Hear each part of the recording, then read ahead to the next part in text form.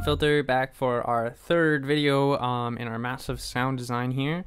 So we've got our massive patch all set up here. We've got our macro set up. We've got all this ready to start programming some bassy awesomeness. So actually, since we're in Ableton, I'm gonna quickly do one more thing, and that's I'm gonna set this up so that I can use Ableton's macro system within Ableton and do that. So I'm gonna go to this to the massive little patch down here. I'm gonna press the configure button, and I'm gonna just select all of these, and all I gotta do is click on them.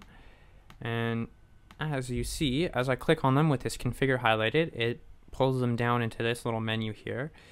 And so I will unconfigure that, and then if I do Command G to group this, you can also do that just by right clicking, and then there's that group button. Then I can add these to the macros, and conveniently there are 8 macros in Massive and there are 8 in Ableton. So I'm going to map these respectively to where they were at and adjust them back to where they were. So right click, and I'll quickly add these to all these spots. And so this is nice if you have like an APC40 or one of those wicked brand spanking new push controllers, then this will automatically map to where you want it to be on that controller, and so you can have like hands-on control on your massive patch, which is pretty cool inside of Ableton. So there we go. There's that. And now finally we're going to program and make some music, which is what it's all about.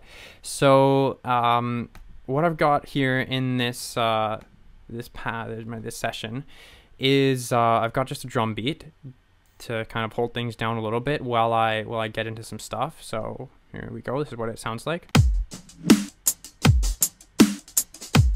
We got a cool kind of like glitch hop. I'm at 80 BPM, so that's I guess you call that a glitch hop or like drum step, I guess perhaps is maybe what that is more like. And so I spent just a moment writing out a little bit here. So this is all, like I just wrote this out, and you'll see if you get your velocity window open that I've automatically, if you make a note, you get your velocity somewhere around wherever, right? But so I made these notes, and I adjusted the velocity. And so as you remember, the velocity is connected to the rate of the LFOs, which is connected to the filter cutoff. And so that kind of gives you that sort of wobbly sound that you hear in dubstep. And so right inside of my MIDI clip inside of Ableton, I can adjust my LFO rate using this velocity, which is really handy.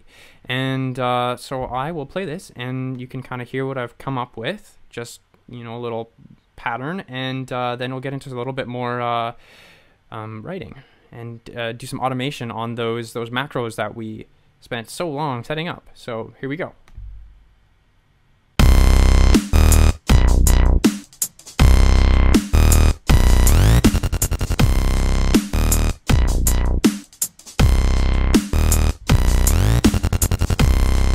Okay, cool. There we go. So because we are in Live 9 and we can record automation in the session view, I'm gonna take advantage of that new awesome feature. And so what I'm gonna do to do that is I'm gonna click this so I can record automation. So that's, as it says down there, automation arm. As soon as I move my mouse away, it changes, but you can see down in the info view there, it talks about what it is.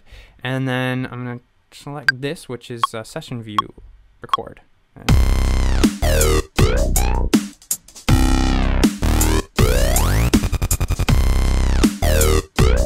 then you see as it loops back, it replays my automation.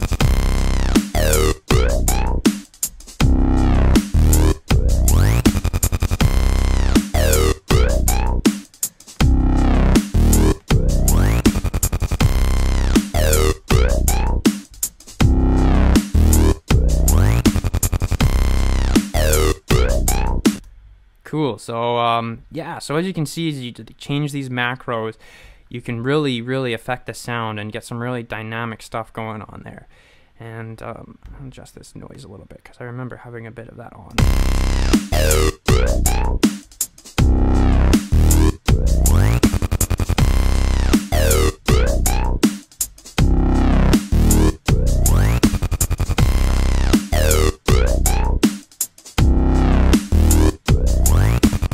So there, I've set it up so it flips over to the second filter here for this number when it gets into bar 2. So I'm going to try messing around with the velocity on that a little bit.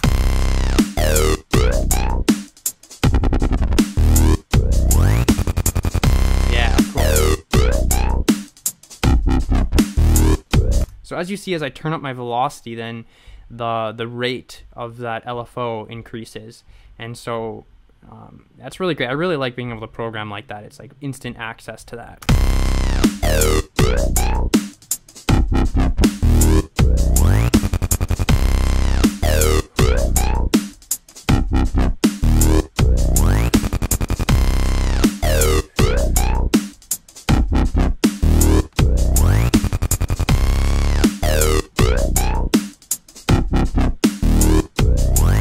Also, to show off another little Live 9 feature, automation curves, which are great. So I can create, say, a pitch bend curve here, and then holding down the Option key on Mac, it'll pop up that little curvy thing there, and I can make a curve. And that doesn't sound very good. So what can I do? Since that's a full octave, I have my pitch bend. I can go in here and I can move this up an octave doing shift up arrow.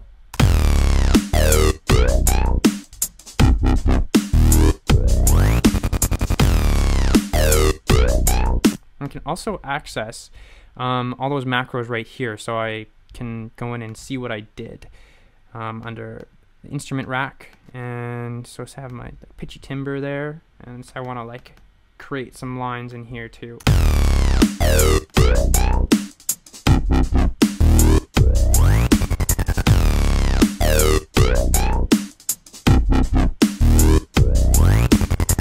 All right, there we go. So we've got our sound designed, and we've programmed a little dubstep loop going on there, and I'm pretty happy with how that sounds. That was a lot of fun. So I really hope that you can get some use out of this, and yeah, so have fun programming this, and you know, if you don't use Ableton, then that's okay. You can still use this this patch in Massive to create awesome stuff.